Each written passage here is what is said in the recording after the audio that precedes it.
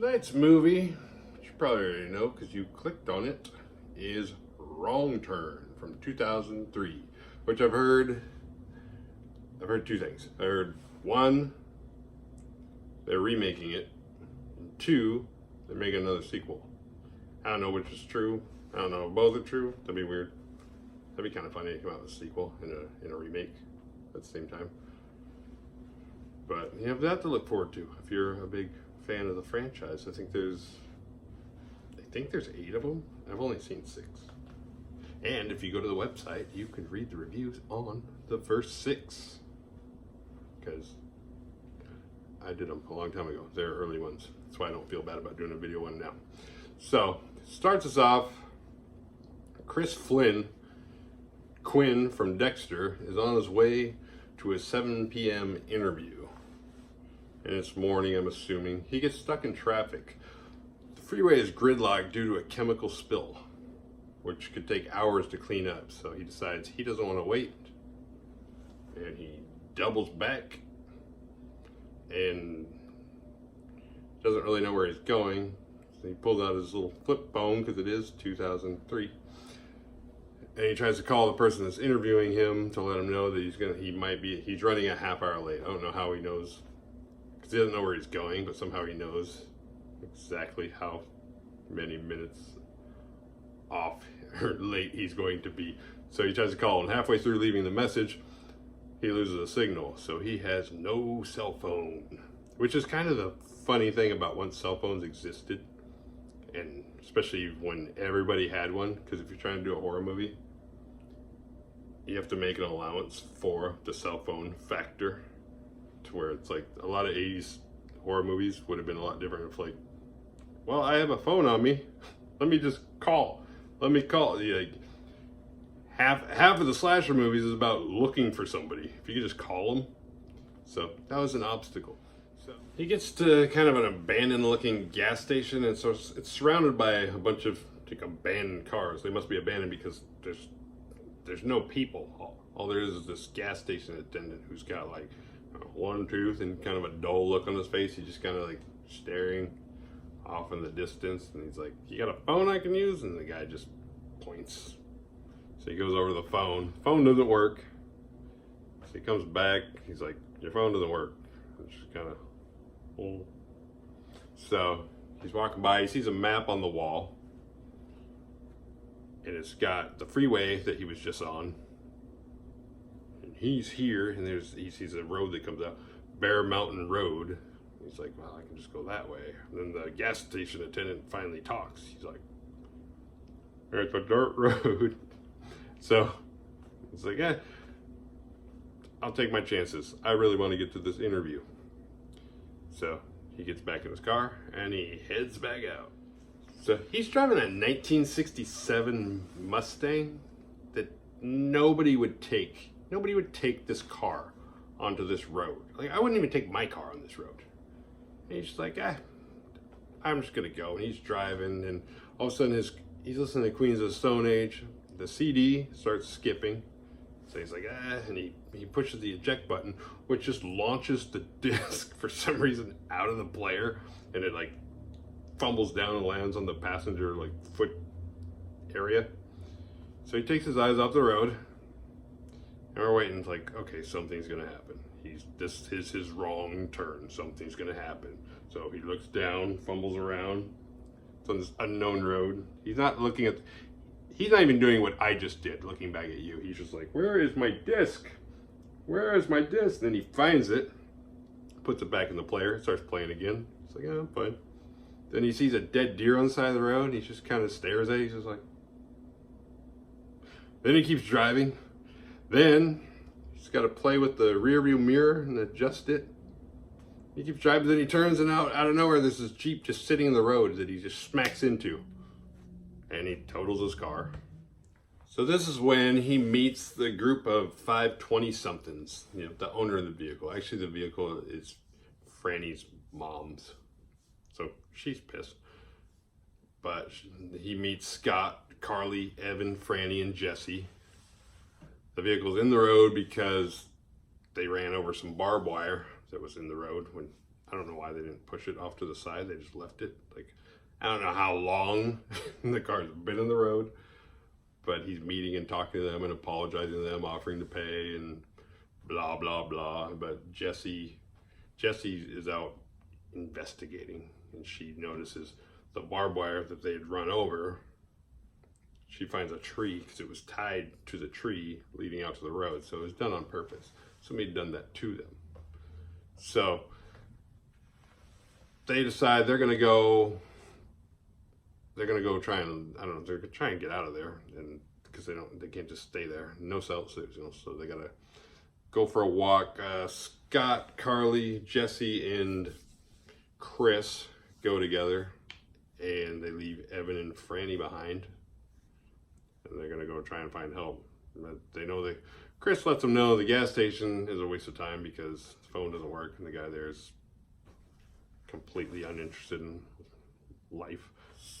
So after the others have been gone for a while, Franny and Evan are sitting on the hood of the Jeep, and Franny decides, hey, we should have sex. And Evan's like, really? And she's like, yeah. She's like, why not do? I like the way she's thinking, not like the sex part necessarily, but she's thinking in terms of like, do what will create an unrelated negative consequence in terms of like, if I do this will happen. It's like back in the day where it's like, oh, I'm waiting for a phone call. I know it. If I go take a shit, the phone will ring as soon as I get in there. That kind of thing. So it flashes back and forth a little bit. So I don't know if they had sex or not. I don't know if they had sex really quick, but they ended up getting some attention, just not the attention that they wanted. And after a few minutes go by, Franny's sitting there hogging all the resources, the granola bars, suntan oil, and Evans disappeared. So she calls his name, no answer. So she starts looking for him. She finds one of his boots. She walks by a little later. She finds his ear. She's like, uh-oh. And then she just gets lassoed right around the mouth with like a barbed wire noose, like some Pet Cemetery shit. Just right on that.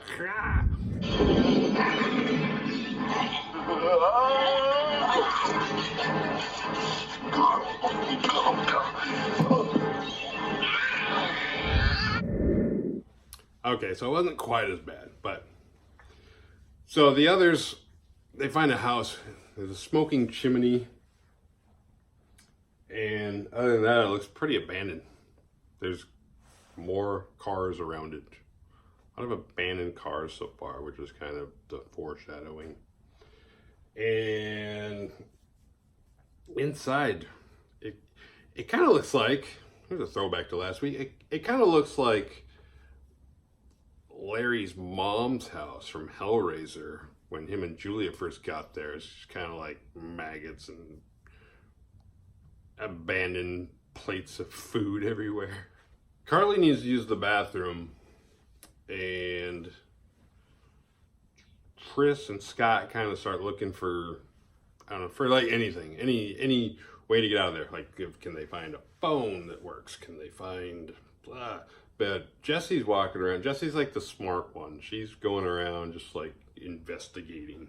She probably watches all those like crime shows and shit. So she's finding like multiple random sets of car keys, sunglasses, things you would find in a car. She's finding dolls, which is kind of disturbing yet clever. It's a clever way to show that whoever lives in this house kills kids, but without actually having to show them ever kill the kids, because that's kind of a horror movie no-no, even though I did mention Pet Cemetery earlier, and yeah, it's one of the most famous kid killings of all time. Stephen King's pretty good about killing kids. He's just like, hog them.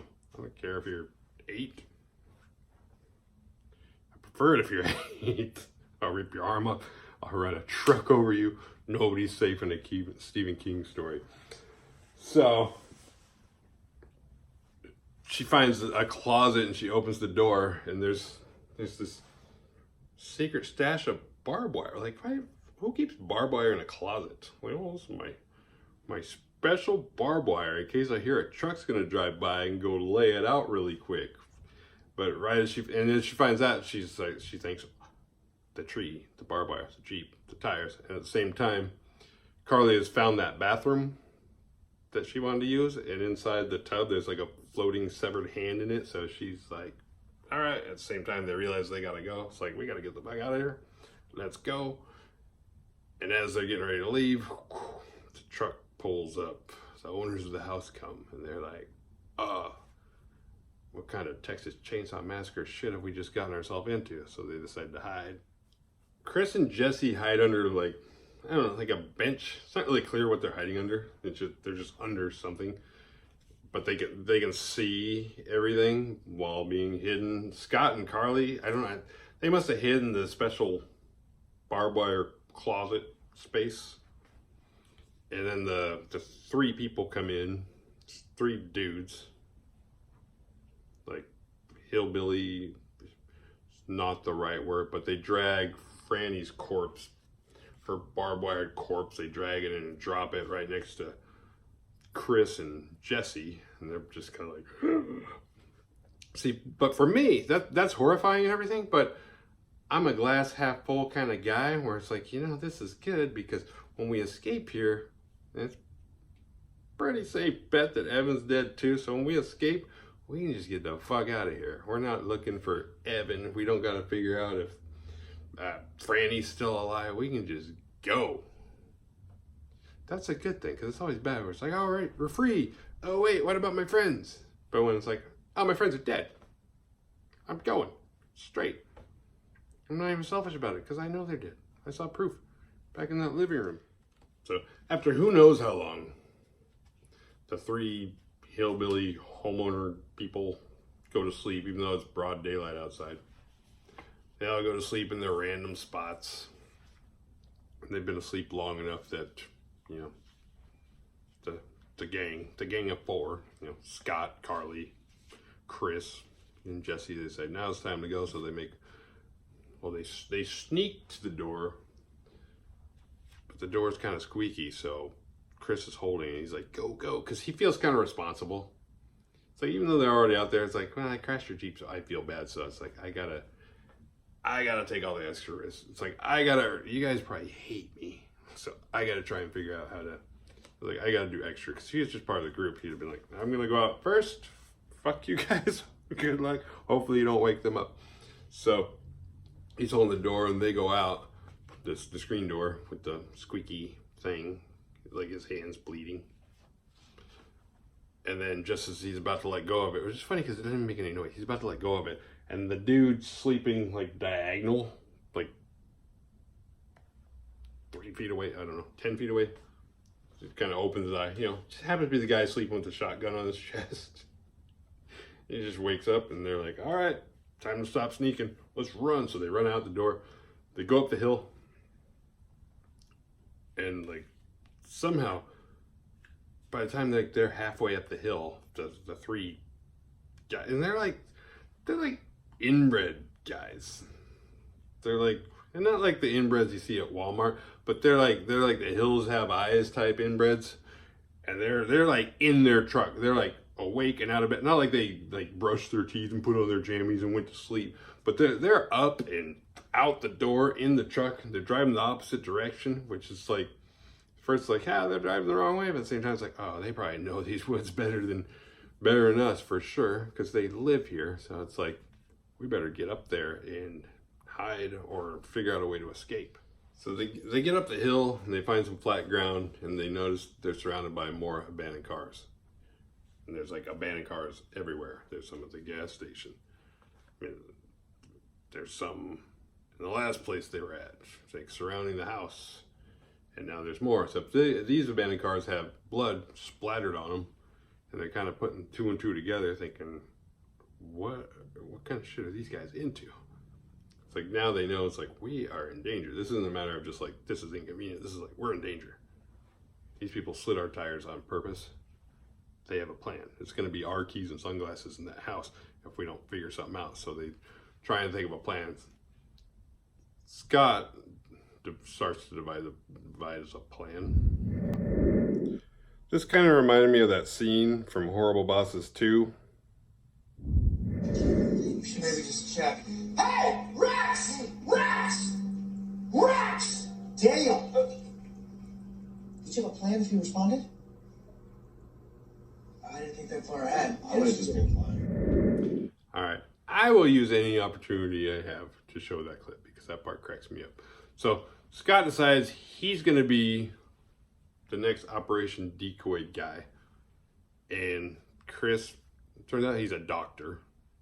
So he knows how to take care of his wound. Takes his belt off and like cinches it up and all that, which is kind of funny. It's like if you're that much of a hurry to get to a job interview, it's like, oh, I'm going to be a half hour late. It's like if you're a doctor, it's not like you're applying at, I was going to say Mervin's. Did anybody even know what Mervin's is anymore? But it's not like you're applying at like, oh, I'm a desperate teenager trying to work at Taco Bell. I don't want to miss my my interview. Like, this is all I have. It's like you're a doctor, you know. If you have to reschedule, like even if you don't show up, you call back. It's not like, well, we'll just call one of the other 100,000 doctors who desperately need this doctor job. It's like you'd be okay. You don't need to take an alternative route in your Mustang that you fucking crashed. Dope.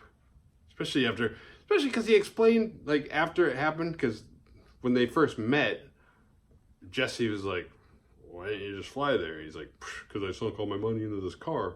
So I don't think he's a doctor. I don't think he's practiced before, but he's been through med school. He knows what he's doing. This is probably going to be his first doctor job, so he's like all nervous. So Scott's got the inbreeds after him. The girls, you know, each throw an arm around Chris and help him, because now the truck is abandoned, the motor's still running. So they help him limp along. They basically carry him to the truck. It's embarrassing. And they get in, they drive, they finally meet up to a point where they find Scott. And just as, I don't know, he's probably, I don't know, it's hard to tell because it's a hill. He's about 30 feet away, but they can see him just fine. They're waiting, like, come on, come on, come on. He's just kind of like, and you see the blood come out of his chest because he's got 3 arrows launched into his back. And he dies. And that's Carly's fiance. They were planning to get married soon. I totally didn't mention that earlier. So she's kind of upset, and they have to console her. So they keep driving, and they get stuck in the mud. And then they walk from here.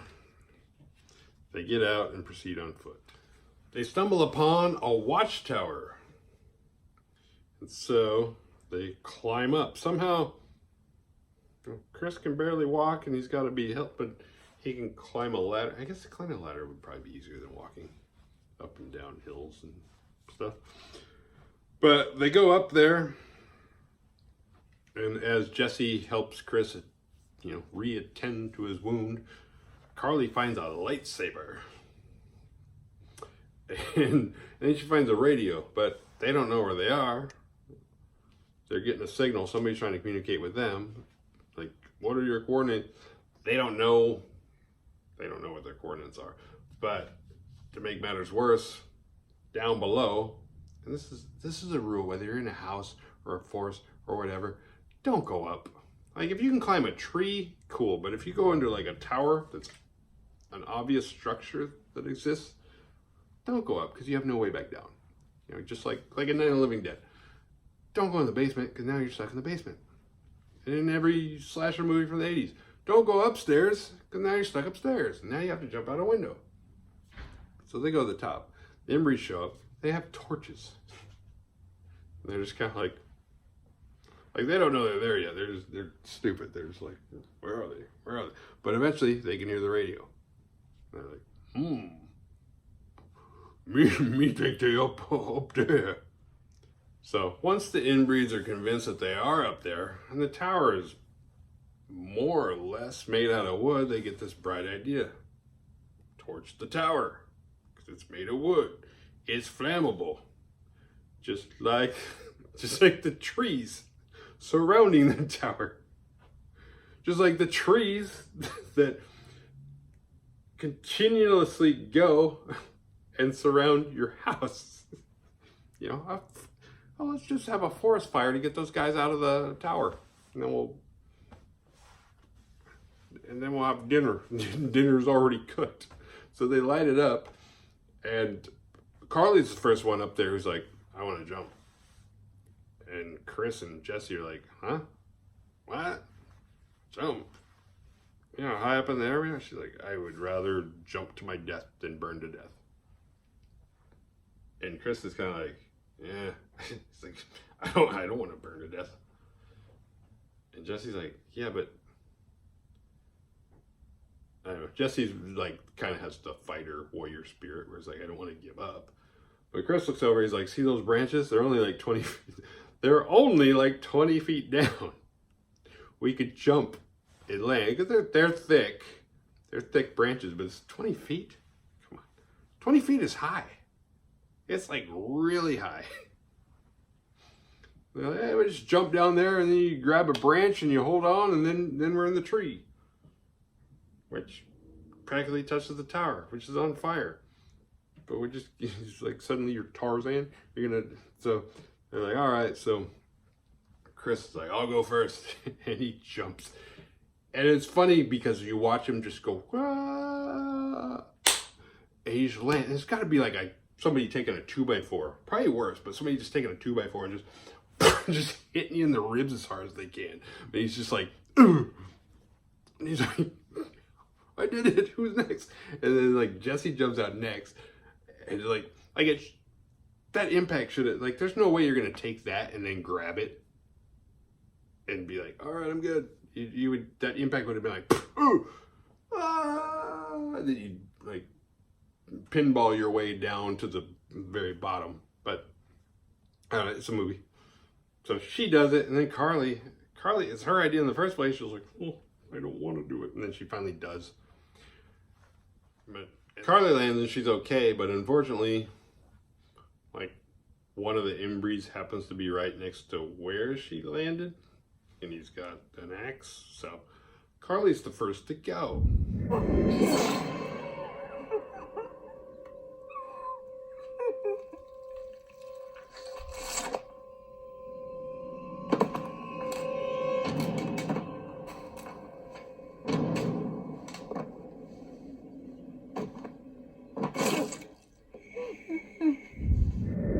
And then Chris and Jesse just started doing some Ewok shit.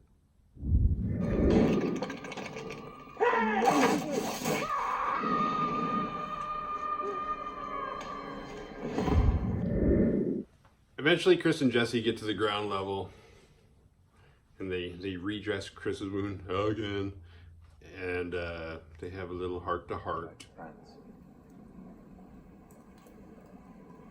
Last Friday I came home and there's a message on my machine from my boyfriend who says that we shouldn't be together anymore. Within 20 minutes of me telling Carly, she had Scott and Evan and Francine all blowing off work this week to take me out here. That's just the kind of friends they were. And now they're dead.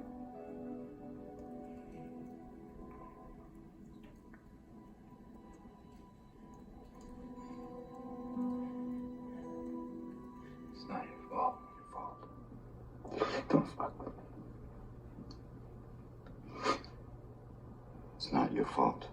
Don't fuck with me, all right? Don't fuck with me, Sean. Not you. It's not your fault.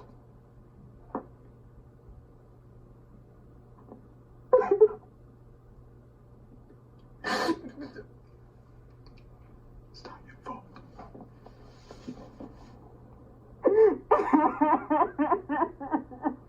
Oh my God. Chris and Jesse keep moving until finally they spot road. Where we're going, we do need road. But it's at the bottom of a hill. And Jesse's like, how are you going to get down the hill with your leg? You know, with that bullet in your leg. Because Because sometimes his leg is a real problem, and other times it's like nothing's wrong with his leg at all. And just then, one of the big inbred shows up and like just pushes Chris down the hill. Chris tumbles down, problem solved. He grabs Jesse and disappears. Chris gets up like nothing happened. He's just like, what? He's like walking. He's like, hey, you remember that bullet in your leg? Yeah, you're supposed to be hurt. He sees the inbred, gets off with her, but now he's down by the road. So he gets in the road, sees a cop car coming. So he's like, he runs out there. My leg's fine.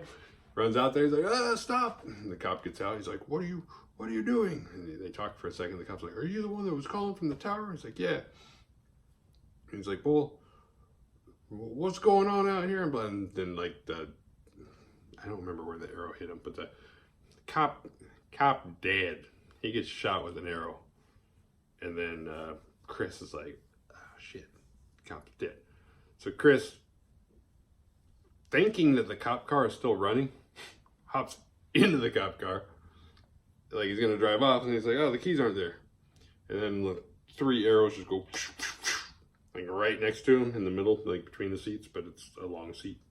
So it's in the middle of the seat. And he's like, ugh. So he gets out, he hops out, and he rolls under the cop car. He's like, because he's safe over there. Can't shoot an arrow through the car. So he's like, all right, how am I gonna get out? And then it must have been because there's 2 big inbred guys. So another one comes down, and he walks up, and he just kind of looks around. He's like, oh. Guy not here. And then like Chris somehow sneaks out the other side and hides in the bushes. So the big inbred, like, even look, the keys are next to the car, so he picks up the keys, which gives him the vantage point where he can see underneath the Jeep and see that there's nobody under there. So he just effortlessly picks the cop up, carries him, like opens the back of the car, throws the cop in, closes it, hops in, starts it up, starts driving, but Chris runs over really quick and climbs underneath it and hitches a ride, Cape Fear style. Some Robert De Niro shit right there.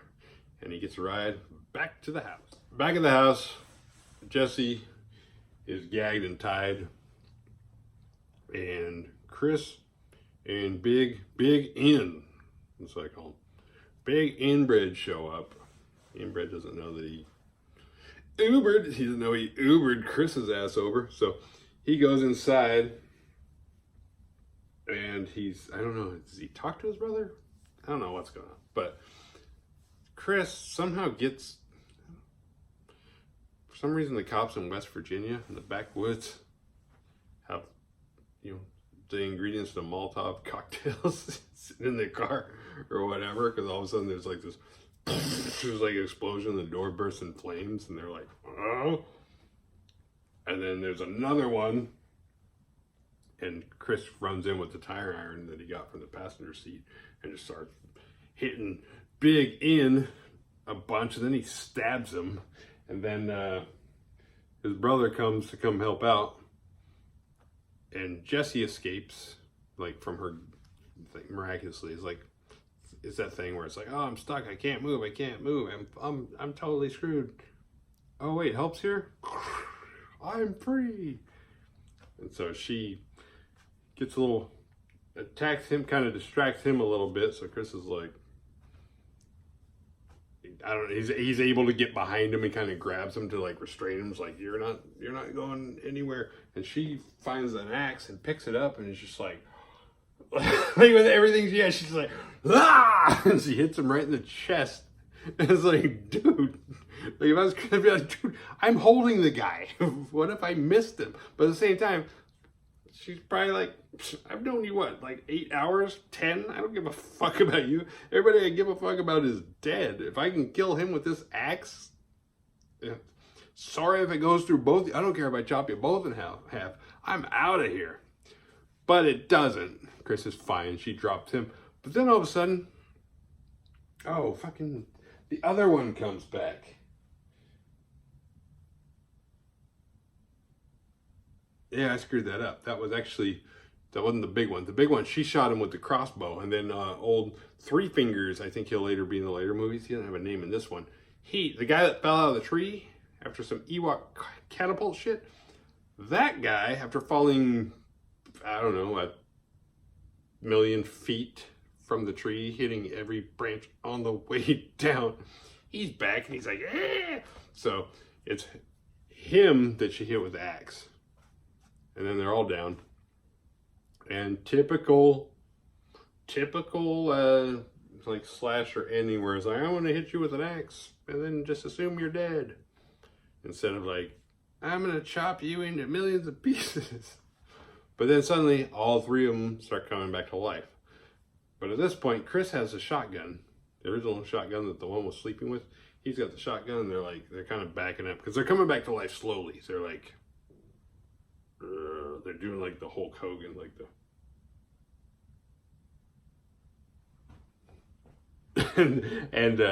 they slowly start coming back, but at the same time Chris and Jesse are backing up and Jesse's like, shoot them, shoot them, shoot them. He's like, I only got one shell.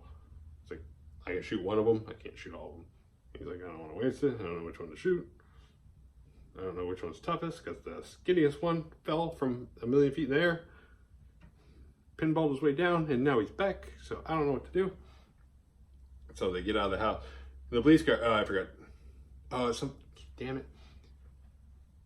Chris had driven the police car into the house. Yeah, that's right. After the first Molotov cocktail that he threw and made that explosion, he drove the car into the house, and then he got out and started attacking.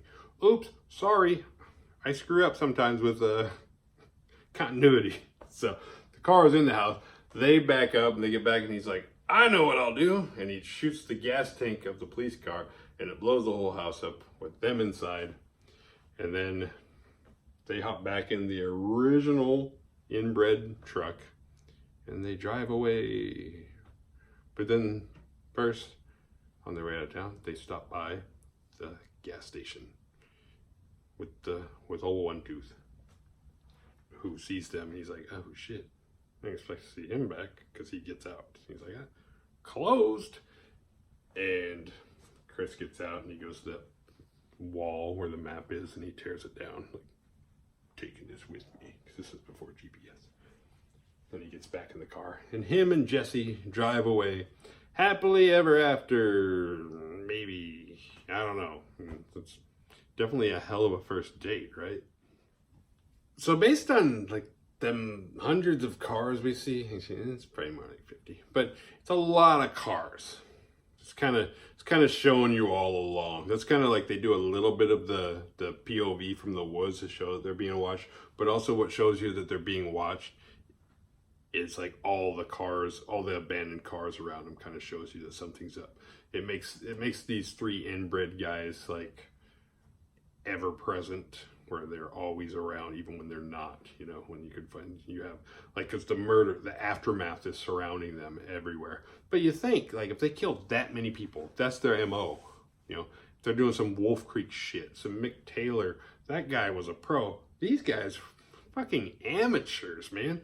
They run into 5 people and they take out, yeah, if you don't know we're coming, you're fucked. But if you're aware of us, we fucked. It's like they had, I don't know, if they had no idea what they were doing. It was kind of unimpressive. I mean, yeah, you're a good marksman. You have a shotgun that you don't really, I mean, was that even the same gun that shot Quinn in the leg? Because that was like a bullet. It's like shotguns don't shoot like that. Do you have more than one gun? I didn't know. I didn't notice. But other than that, this movie is kind of, I mean, it played out like a one-off. Like they weren't playing to make, 20 more. It was kind of like the characters didn't really have names. They were the bad, well, I mean the characters, but I mean the bad guys. Like by the second and third ones, you have like 3 finger, like they all have names. You have reoccurring things. They never really explain how you can take an axe to the heart and then get back up later. But they are definitely more, I don't know what the word I'm looking for is. But they're, I don't know if they tried to make, damn, I'm totally somewhere. So, but anyway, the first one was like definitely a one-off. And they're like, hey, you guys want to make more of these? And in my opinion, the second one is the best one. And it's not just because Henry Rollins is in it. It's just, it's a better movie. I think it's because the first one, they're like, let's make a movie where this happens. Because First one, it's kind of dumb. I mean, it's okay, but it's like, really? They went to a tower? It was like somebody had a lot of good ideas, and then halfway through the script, they're like, now what do I do? Well, they could find a watchtower. Okay. Sounds good. The second one was better. None of them are any worse than the first one. I don't have a least favorite. But what was I gonna say? There's yeah, this one was definitely more the slasher movie, like out of all 6 or 8 or whatever number they're on now. I mean, it is the cookie cutter slasher formula where it's like, you know, a group, you know, you have your bad guys, you have your obvious final girl, you have her group of friends who were like kind of unlikable douches. They weren't actually that, not all of them were. Scott was cool. And then you got Quinn, the outsider, because you got to throw the outsider guy in because he's your wild card. It's like he could either be the hero or he could be in on it or he could be whatever. But this one was the most slasher-esque in terms of like slasher blueprint film. But it's okay. It's all right. It's not a bad movie. It's fun. It's a classic. Yeah. The Badass Award goes to Chris, because even though he wrecked his car, the group of friends who owned the car he crashed into, they were already there. Their fate, that shit was going to happen to them whether, did I call him Quinn? Chris. Their fate was sealed whether he showed up or not. So the Gilligan Award goes to Jessie, because even though she was like the final girl and she had all the tropes and all the makeup of that, the whole thing's her fault. If she hadn't got dumped by her boyfriend, none of her friends would have felt sorry for her and took her to this little weekend retreat type thing. So, boo-hoo, Jessie. Yeah, your friends are dead and it's your fault. Fuck you. Just kidding. She does get the Gilligan Award, though. So what did we learn?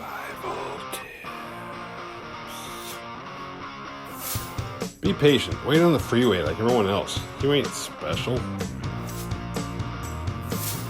Make sure the bad guys are dead before you save the girl. Don't be there for your friends when they get their hearts broken. Huge. If you like this video, hit like and subscribe. And share. Visit my Facebook page and tour my website where you can scroll through my library of hundreds of written reviews.